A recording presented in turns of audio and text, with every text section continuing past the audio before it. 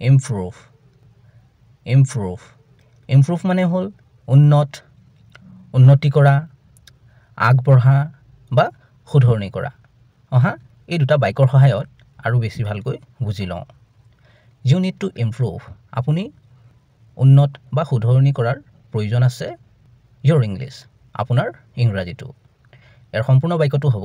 U need to improve your English আপুনি আপোনাৰ ইংৰাজীটো উন্নত বা